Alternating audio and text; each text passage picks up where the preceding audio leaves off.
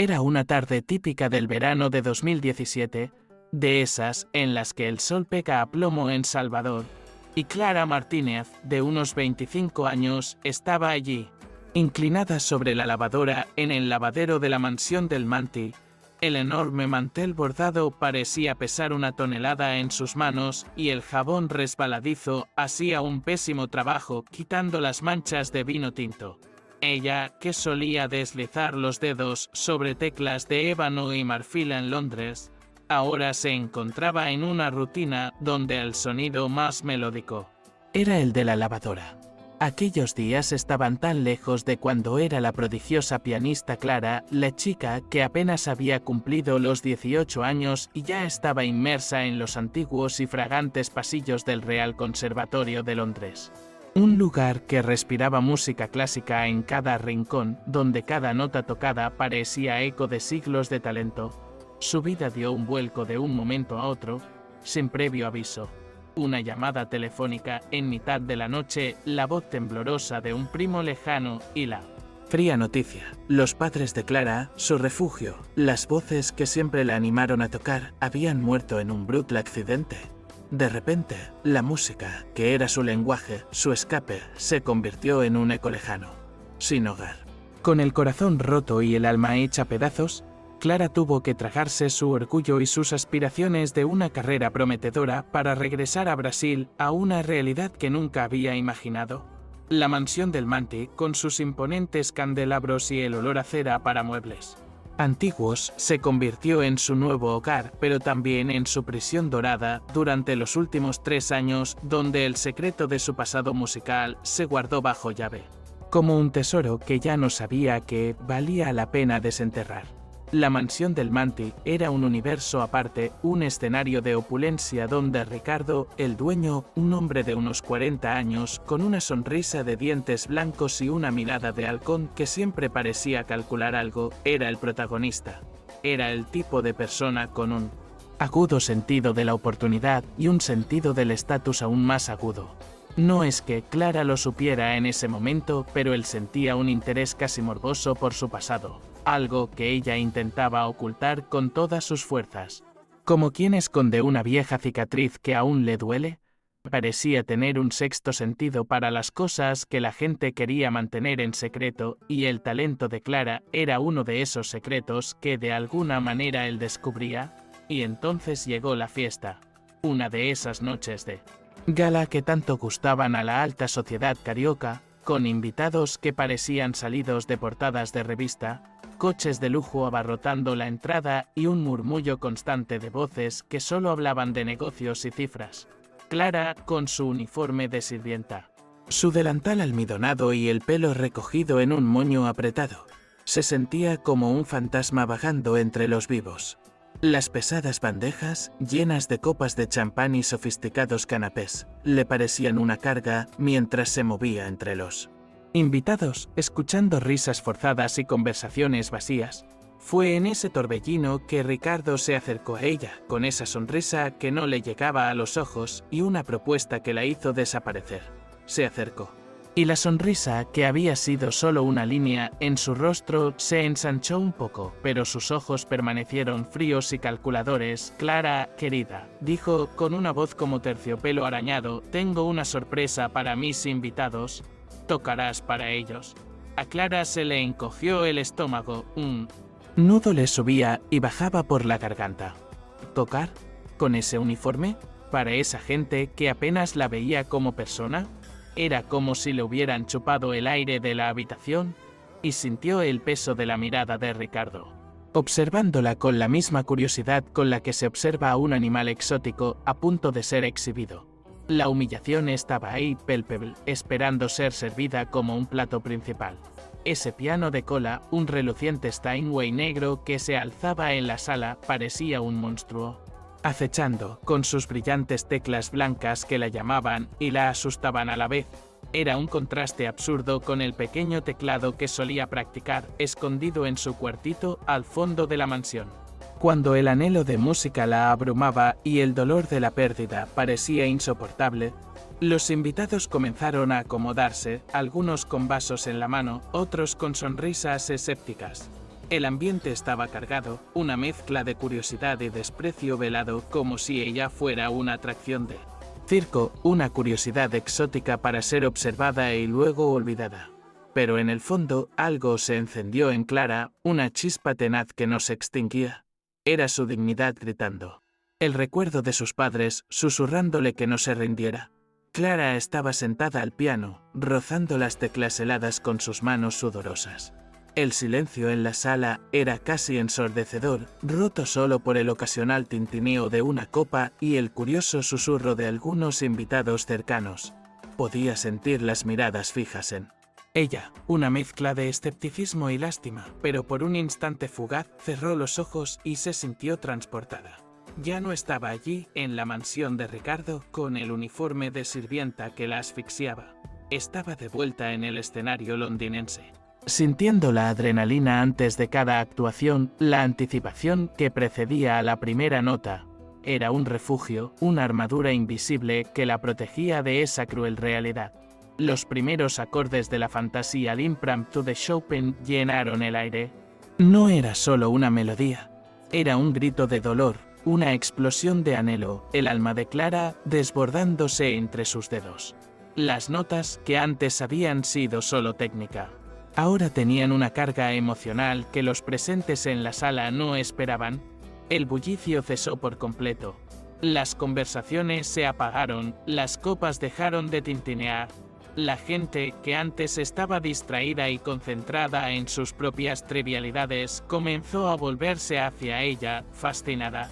Clara no solo tocaba, contaba una historia, la suya propia, a través de la música, y el sonido parecía penetrar la habitual frialdad de la sala, llegando a los corazones de cada persona presente de una manera que el dinero y el poder jamás podrían, con cada nota.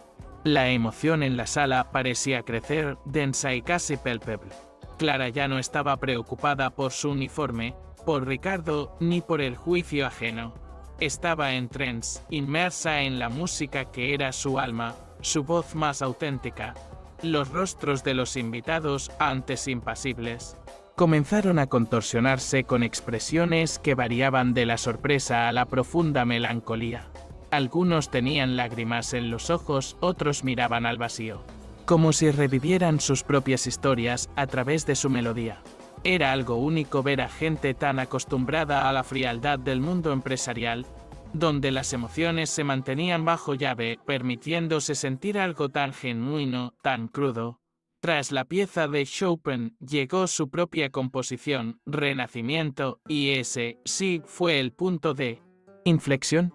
Era una melodía que comenzaba con el dolor de la pérdida, con acordes que parecían llorar y que poco a poco se transformaba en esperanza, en fuerza, en un deseo ardiente de volver a empezar.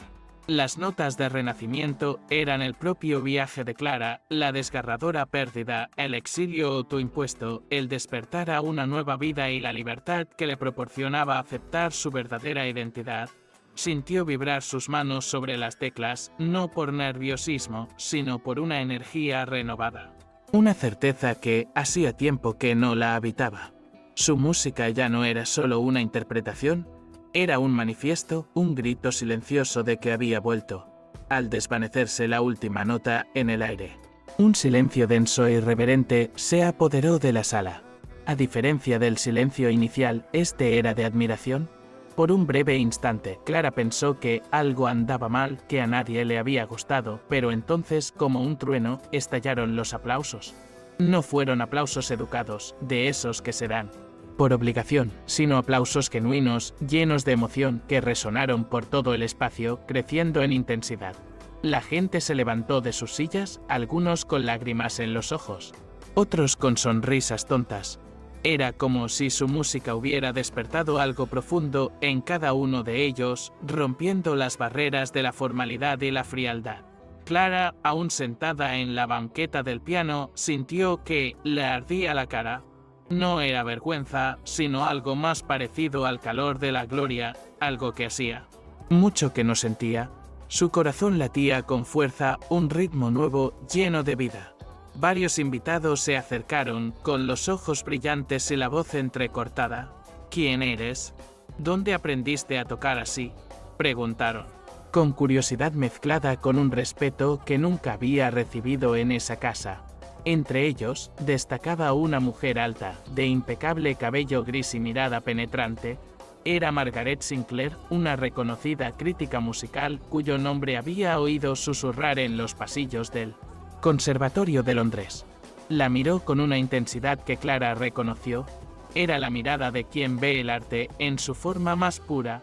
Margaret Sinclair, con su imponente porte y una mirada penetrante, se acercó a Clara. No había en ella el menor atisbo de juicio, solo una silenciosa reverencia por la música que acababa de presenciar. Chica, ¿de dónde salió esta música? ¿Quién eres? Su voz, aunque firme, transmitía una genuina admiración, algo que Clara sintió como un bálsamo para su corazón herido. Mientras Margaret hablaba, otros invitados influyentes, antes tan distantes en sus círculos de poder, se abalanzaban para acercarse, todos con la misma pregunta en los labios, el mismo destello de curiosidad en los ojos, como si acabaran de descubrir un tesoro escondido en su jardín. Ricardo, que hasta entonces había estado observando desde lejos, con la expresión de quien ha visto sus planes desmoronarse ante sus ojos, finalmente se movió, caminó rápidamente hacia Clara con el rostro desencajado en una mezcla de furia y vergüenza.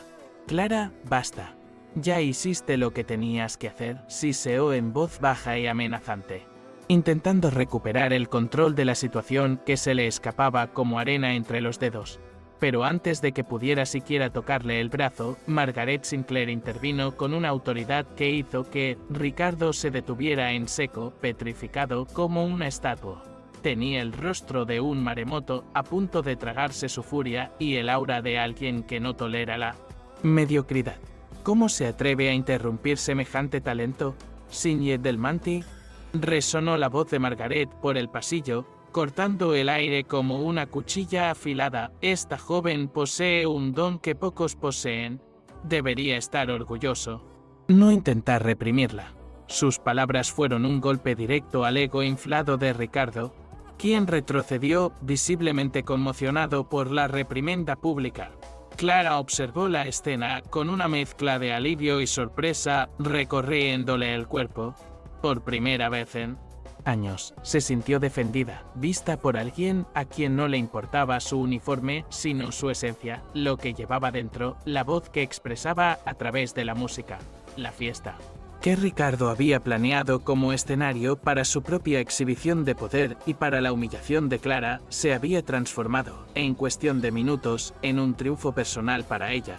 Los invitados, que antes habían sido meros espectadores de un espectáculo forzado, ahora se convertían en admiradores, ofreciendo tarjetas, elogiando su maestría y disculpándose por el trato recibido. Clara, con la frente en alto pero el corazón aún latiendo con fuerza, comenzó a responder preguntas contando fragmentos de su historia, con palabras que fluían con una facilidad que la sorprendió.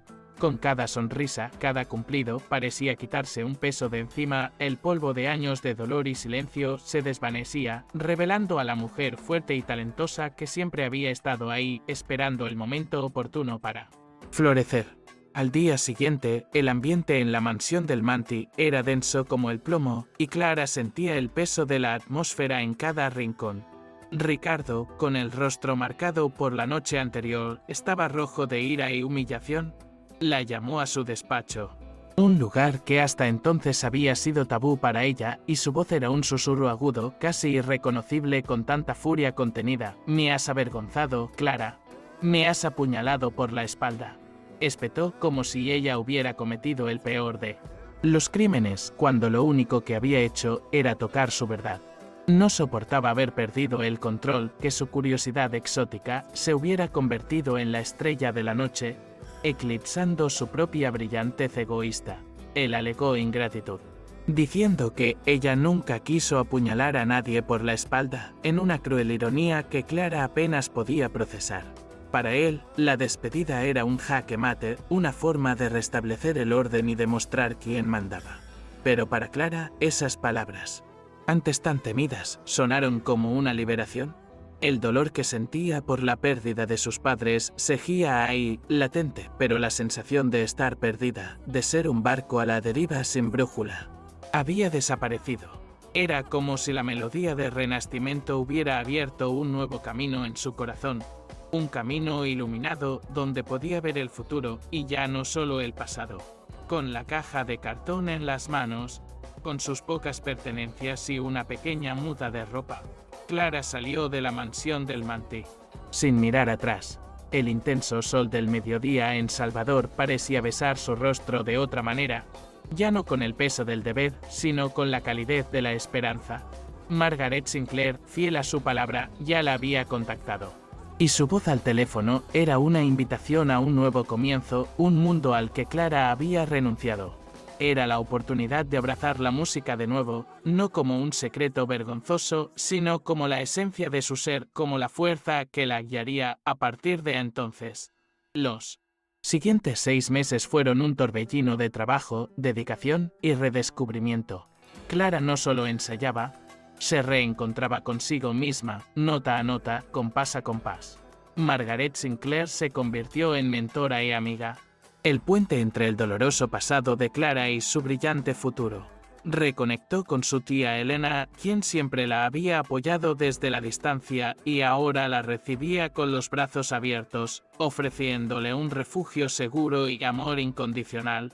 Y entonces llegó su quinto concierto como solista con la Orquesta Municipal, un hito en su ascenso, un escenario solo suyo, un lugar donde la música fluía sin restricciones, sin juicios, simplemente pura y libre, reflejando la fuerza de su camino y la belleza del renacimiento. La noche del concierto fue mágica. El teatro, con sus butacas aterciopeladas y su enorme madera vieja, estaba abarrotado. Las luces se centraban en el piano de cola en el centro del escenario, un instrumento majestuoso que esperaba ser despertado. Clara entró, sintiendo la calidez de los aplausos, un sonido que ahora la tranquilizaba en lugar de asustarla. Su corazón latía con fuerza, pero era un latido de gratitud y emoción, no de miedo. Llevaba un elegante vestido que se ajustaba a su figura. Y su cabello, suelto, se mecía suavemente con cada paso. Era la personificación de la mujer que había renacido de las cenizas, lista para compartir su alma con el mundo. Y entonces, para sorpresa de Clara, allí estaba, sentado en una de las primeras filas, con una expresión que nunca antes había visto en su rostro, Ricardo del Manti. No había arrogancia, ni un brillo calculador en sus ojos. Había un respeto genuino. Una admiración silenciosa que la tomó por sorpresa. Era como ver a un león domesticado, un depredador que había encontrado la paz o al menos una tregua. Parecía más pequeño, más humano, sin el aura de poder que una vez lo había rodeado. Su presencia allí, inesperada y casi increíble, era una prueba más de que la vida y la música tenían sus propias y misteriosas maneras de sanar y transformar. Tras la impresionante actuación, donde la composición Renacimiento conmovió a todos aún más profundamente, Ricardo se acercó a Clara tras bambalinas. El aire estaba cargado de una extraña emoción, una tensión que no era negativa, sino pura expectación. Dudó con las manos en los bolsillos, como buscando las palabras adecuadas. Clara, yo, comenzó en voz baja casi inaudible, y su rostro, antes tan duro, ahora suavizado por la tenue luz del camerino. Era un Ricardo que ella nunca había conocido, un hombre que parecía desarmado ante el poder de su música y la misma verdad que lo atormentaba. Confesó, se abrió y habló de la envidia que sentía, de la frustración de haber abandonado sus sueños musicales, del arrepentimiento que lo carcomía. Yo tocaba el piano de joven, lo dejé, y cuando te vi, lo que hiciste en mi casa, no pude soportarlo. Fui un tonto, murmuró, y Clara vio que sus ojos se llenaban de lágrimas, una señal de vulnerabilidad que la sorprendió. Se disculpó, no con la arrogancia de quien se siente obligado, sino con la humildad de quien reconoce un profundo error. Y en ese momento, Clara sintió una oleada de compasión, no de lástima, sino de genuina comprensión. Clara, sintiendo la sinceridad en cada palabra de Ricardo, vio en el no al arrogante y viejo jefe sino a un hombre que, de alguna manera, estaba tan perdido como ella. Fue un momento de conexión inusual, un vínculo forjado no por la humillación, sino por la vulnerabilidad y una pasión compartida, aunque latente, por la música. Una suave sonrisa se dibujó en sus labios, algo que no esperaba darle. Ricardo dijo con voz suave: «Nunca es tarde para empezar de cero. Si quieres, puedo darte algunas lecciones». Al fin y al cabo, la música siempre encuentra la manera de traernos de vuelta a casa. Esas palabras, pronunciadas con pura compasión y sin rastro de dolor, sorprendieron a Ricardo. Abrió un poco los ojos, como si no pudiera creer su generosidad después de todo lo que había hecho. Era una invitación a algo que había enterrado durante décadas, una oportunidad para revivir una parte de sí mismo que creía muerta. Aceptó. Y el apretón de manos que selló el trato fue diferente a cualquier otro que hubiera hecho. Fue un pacto de humanidad, de segundas oportunidades, de sanación a través de notas. Desde ese día, la casa de Clara, ahora un modesto pero acogedor apartamento en un tranquilo barrio de Salvador, se convirtió en el nuevo escenario de sus clases de piano. Ricardo demostró ser un estudiante dedicado, sorprendentemente ansioso por aprender. Sus manos, antes acostumbradas a bolígrafos caros y contratos, ahora luchaban por alcanzar las notas correctas y dominar los acordes. Ya no era el empresario frío y calculador, sino un humilde aprendiz que se reía de sus propios errores y celebraba cada pequeño avance, un reflejo del niño que una vez soñó con ser músico. La música se convirtió en el puente entre ellos, rompiendo barreras de estatus y pasado. A través de las melodías que interpretaban juntos, no solo aprendieron técnicas, sino que también se entendieron. Compartieron sus historias y sus miedos. Clara comprendió que la ira de Ricardo provenía de una profunda frustración, de sueños abandonados que se asemejaban a los suyos, pero que, afortunadamente, había rescatado. Y Ricardo, a su vez, vio en Clara ya no a la criada ni a la curiosidad exótica, sino a la artista resiliente, la amiga que lo ayudó a encontrarse a sí mismo tras las teclas del piano, mostrándole que la música realmente tenía el poder de transformar vidas de maneras que jamás habrían imaginado. La composición Renacimiento, que Clara interpretó en el concierto y que en su día fue un lamento silencioso de su alma, se convirtió en el himno de esta nueva etapa, tanto para ella como para Ricardo. Las notas que una vez transmitieron el dolor de la pérdida y el exilio, ahora resonaban con el despertar de una nueva vida, la libertad de ser quien uno realmente es. La música, en su esencia más pura, transformó el dolor en belleza, la tristeza en esperanza, y les mostró a ambos que las heridas del pasado sí pueden sanar, dejando cicatrices que cuentan historias de superación y fortaleza, no de derrota. Clara y Ricardo forjaron una verdadera amistad a través de la música, una conexión que trascendió el pasado y la humillación. Él se convirtió en su alumno más dedicado, y ella en la maestra que no solo enseñó escalas y acordes, sino también el valor de no renunciar a los sueños, de permitirse sentir y reencontrarse. Su historia, antes entrelazada por el dolor y el abuso de poder, ahora se reescribió con acordes de compasión, aprendizaje y la certeza de que nunca es tarde para perseguir lo que hace vibrar el corazón, para encontrar la melodía de la vida y finalmente florecer en toda su plenitud.